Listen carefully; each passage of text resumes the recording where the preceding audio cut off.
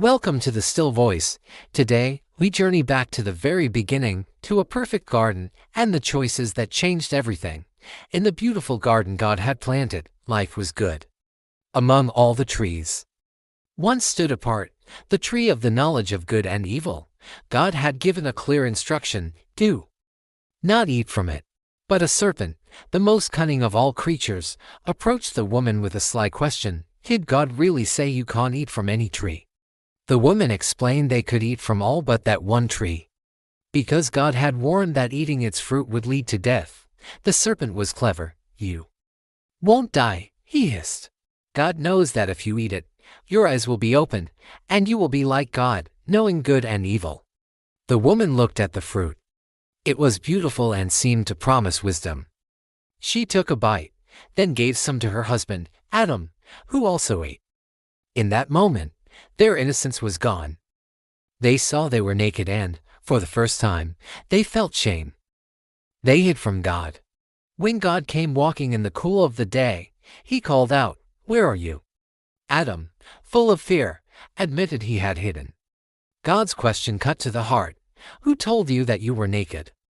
Have you eaten from the tree I commanded you not to eat from?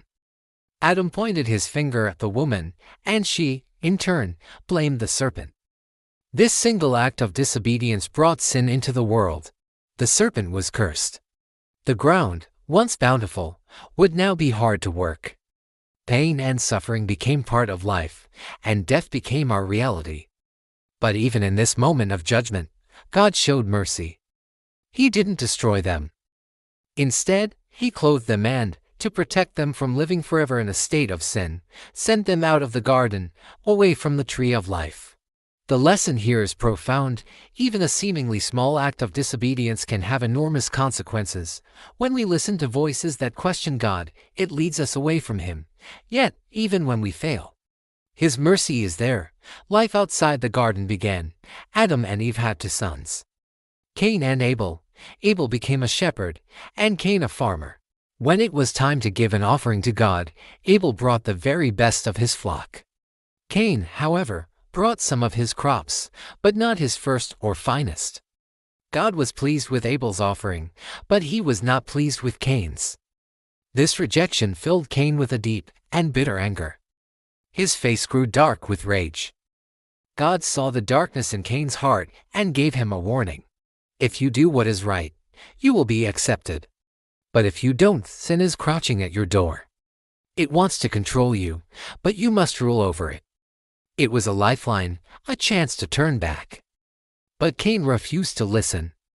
He let jealousy and anger fester until they consumed him. He invited his brother Abel out to a field, and there, in a fit of rage, he attacked and killed him.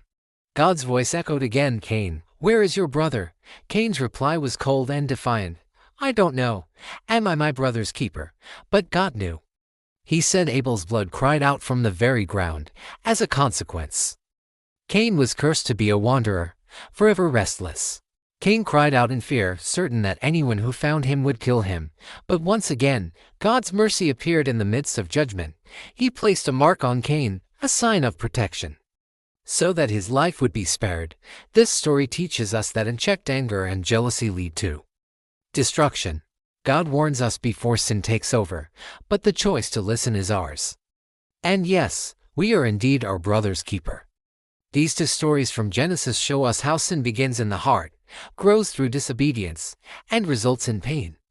But they also reveal a God who is just, yet overflowing with mercy. He disciplines, but He never abandons. Even in our darkest moments, He is there, offering a way back. If this story has touched your heart, please subscribe to The Still Voice for more stories and reflections on God's Word. Be still, listen, and be renewed.